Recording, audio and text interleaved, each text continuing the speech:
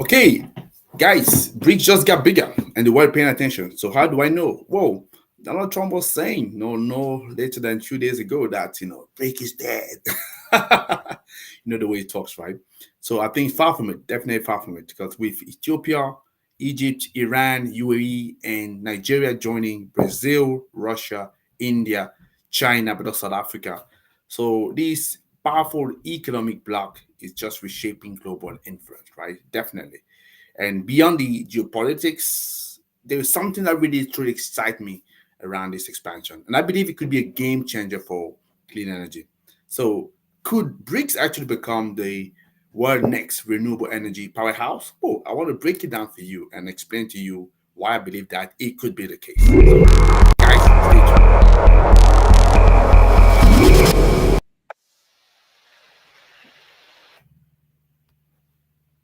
Hello. How are you doing? My name is Tony Chi. I'm the founder and CEO of Renewables in Africa. What we do is very simple. We raise awareness about renewables energy, but also sustainability. So if you're interested to break into this market and to expand, we are your equal bridge, to Africa. And we can help you with visibility, leads, but also deals, definitely. But if you're looking to decarbonize, we again at your eco bridge, to sustainable pathway, and we can help you with carbon footprint assessment and also carbon reduction strategy. Just check the message, just scrolling across down below, and you can see where you can reach out to me, and I'll be delighted to talk to you. But today I want to talk about BRICS, right? Because I know there's something that you're hearing on a regular basis. I even recently actually sent a message on LinkedIn around that. Somebody responded, say, "Hey, I think it sounds interesting, but a little bit scared. I don't know really what it means." So I want to spend some time explain to you what is BRICS and what I believe that is actually exciting what is happening at the moment. So how does it work? So BRICS, for people that don't know, it's actually a coalition of major emerging economies. So you have those, I'm talking about the initial members. So you have Brazil, Russia, India, China, but also South Africa, right? And if you bring all those countries together, so they represent about 40% of the world population. That's before the expansion, and around 25% of the global GDP. And with the expansion, it's becoming even more interesting. But in fact, let me show you that with a snapshot picture, right? So what we see in here is the BRICS and how do they compare in terms of population of the economy. So compare that with the rest of the world, right? And what we could see here, so that the BRICS, they represent, as I say, with the expansion, it's not 40% anymore. Actually, they're close to 50% of the population. Yes, that's what we're talking about here. That's getting exciting. In terms of the GDP, when you line all of that, it's now close to about 30% of the GDP. So one third of the economy come from the BRICS. Very interesting. In terms of export market, they're also close to 20%, right? Which is like 1/5, right?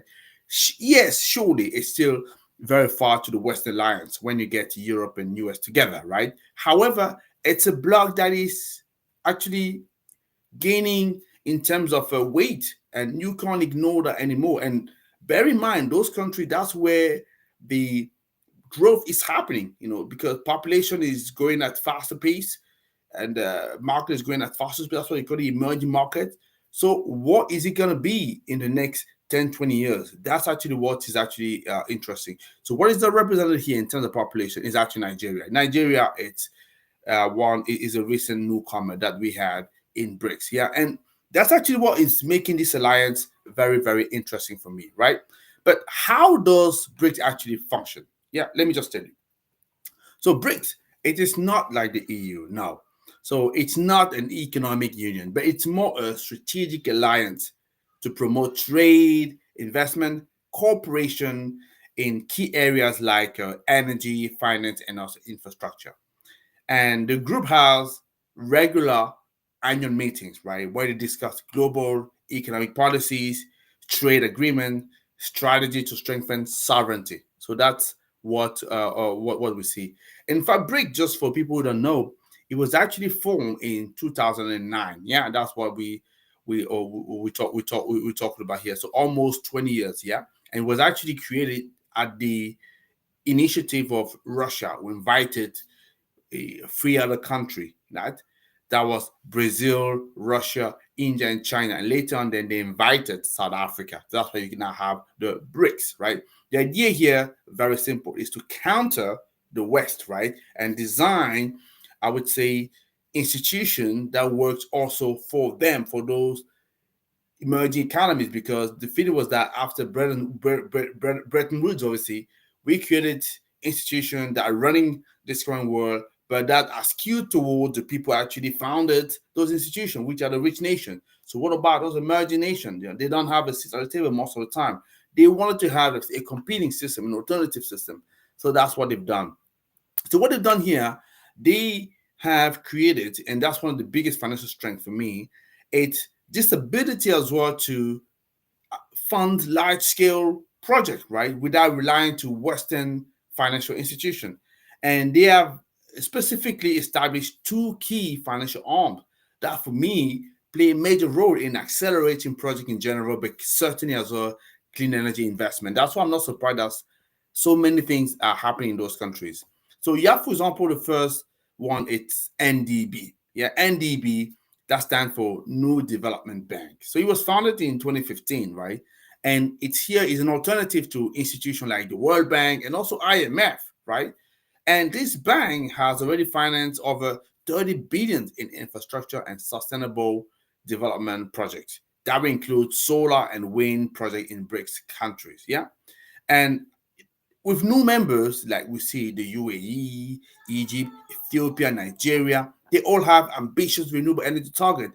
And the NDB to me, could further increase his green financing portfolio. And that's exciting for somebody like me. And hey, now, and that's what I'm saying. Some people I'm working with, people come and bring projects. Say, hey guys, we have the traditional people, the usual suspect, but there's some other people, some of the new actors that you want to be looking at. So look at this area. Is there something over there that you'd be interested by? Yeah. So, and beyond as well the NDB, you also have the CRM. The CRA, sorry. No, CRM. CRM, no, not the customer relationship management system. Yeah. So CRA is a Contingent Reserve Arrangement. It's a financial safety net which is designed to support member countries during economic crisis, right? And why they're not directly tied into renewables energy, they ensure financial stability, which means BRICS countries can invest more confidently in clean energy crisis. And the difference between the two, between NDB and CRA, NDB since 2021, it's open now to invest into private project into other emerging economies, where CRA only focus still BRICS nation. Yeah. So that's what we see. But why is BRIC financial independence so important? Do you have an idea? By the way, let me just say, so if you haven't done it yet, I'm hoping that you've subscribed to our channel by now and you're actually ready to like, comment, share people that you know, because we're working hard to make sure we bring the information that you need. Yeah. And I'm hoping you're appreciating that. So let's come back to my question. Why is financial independence for BRICS is important? Well, simply because it gives member nations this ability to fund their project. And among those projects, clean energy transition, without having to rely on Western institutions that sometimes have conflicting interests that can apply some sanction and that would penalize you. Yes, that's the reason. And that's why I say it's becoming very interesting. And I believe that with newcomers, that's something quite exciting. Those newcomers, who are they? So I've talked about Ethiopia, I'll talk about Egypt, I'll talk about Iran, UAE, and recently Nigeria. Yeah. And when you bring all of them together, so now they represent nearly 30%, not 25% anymore, 30% of the global economy. But what makes this expansion more interesting is that 4 out of 5 new members are key players. I would even say 5 out of the 6 new members are key players in renewables energy. So you have Egypt, which is a leader in solar and wind energy. They're home to Benben Solar Park, which is one of the largest in the world. You have Ethiopia, which is a hydropower giant with the Grand Ethiopian Renaissance Dam, which will power the whole of East Africa. You have UAE, which is a major investor in clean energy. We know that already with the Mazda company, right? Leading in solar and wind projects worldwide. And then obviously you have China, India, Brazil, and South Africa, which are already massive players in renewables energy. China dominating manufacturing, India rapidly expanding solar and wind capacity. And the newcomer Nigeria, like I say, clearly in Africa, they're growing significantly. So if you know about the solar markets in Africa last year, you know that Nigeria added something like between 1 and 1.3 gigawatts. So that is, significant. So if these nations, for me, work together, they could become the world's strongest renewable energy coalition, shaping policies, funding green projects, and setting new standard. Yeah. So why does it matter for renewables energy, right?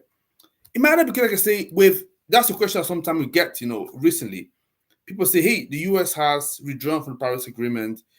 They're actually backing off, many big US institutions backing off from key alliances that are net zero, asset management alliances, or things like that. So people are, let's say, losing face at times, right? But say, hey, guys, that's why you have blocks like BRICS, very important. It matters for renewables energy because the BRICS, for me, they have the financial resources, the industrial capacity, and also the political will to drive new clean energy revolutions. That's very important. And that will help us to have some kind of energy independence because many BRICS countries, including the new members, they're reaching solar, wind, hydropower. If they work together, they can reduce dependence on fossil fuel imports. And they can set up, like I say, regional clean energy supply chain.